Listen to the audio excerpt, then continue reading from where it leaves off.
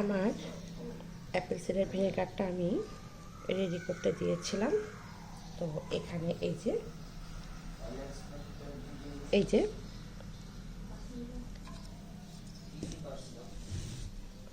এই তো এভাবে এখন আমি এটাকে প্রথমে মিক্সিং করে দেব।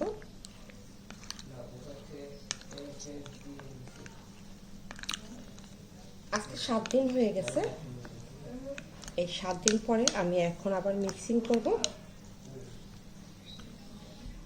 মূলত 21 দিন রাখবো। আমার যেহেতু 21 দিন পরে আমি আমার থার্মোমিটার দিয়ে মাপবো 3.5 হয়েছে কিনা। 3.3 পর্যন্ত নর্মালি হয়, কিন্তু 5-এর জন্য একটু ওয়েট করতে হয়। যাই হোক, মূলত হচ্ছে এটার থার্মোমিটার যারা অ্যাপেল সিডার ভিনেগার পাইকারি তৈরি করেন কিংবা প্রফেশনাল তৈরি করেন তারা জানেন যে এটাতে অবশ্যই 3.5 থাকতে হবে, তাহলে এটা। আর আমি এটাকে মাদার করবো, পিউর করবো না।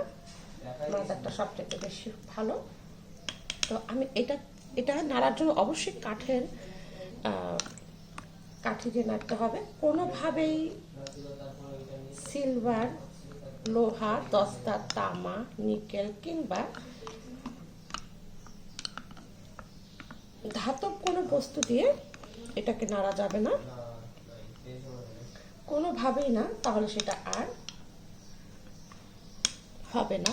তো এই পর্যায়ে কিন্তু নাড়ার পরে আমি এখানে চিনি দিয়ে দিব ব্যাকটেরিয়াকে অ্যাক্টিভ করার জন্য। যেহেতু এখানে আমার বয়মটা ছোট পরিমাণে, তো আমি এখানে অনেক বেশি চিনি দিতে যাব না। এইখানে 2 চামচ আর এইখানে 2 চামচ, টোটাল 2 চামচ চিনি দিব।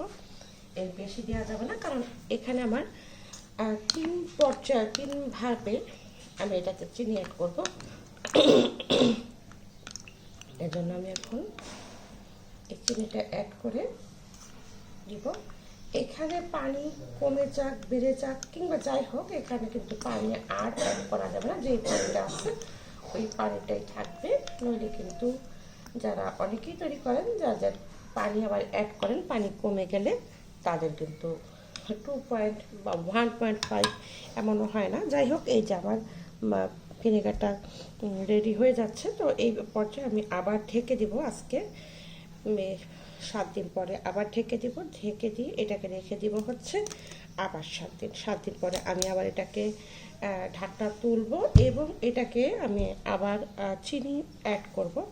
তো আমি আসলে এইভাবে একটু দেখাতে চাচ্ছি। অনেকেই জানেন, আমি জানি অনেকে অনেক ভালো পদ্ধতিতে জানেন। তো অনেকে এই কাপড়টা ইউজ করে, টিস্যু ইউজ করা যাবে, কিন্তু আমি কাপড়, এই ধরনের কাপড় ইউজ করে কমফোর্ট ফিল করি। কাপড়টা না দিয়ে ঢাকনা কেন দেওয়া যাবে না? ঢাকনা দেওয়া যাবে না, কারণ এটা তাহলে লক হয়ে যাবে, এখানে বাতাস ঢুকবে না।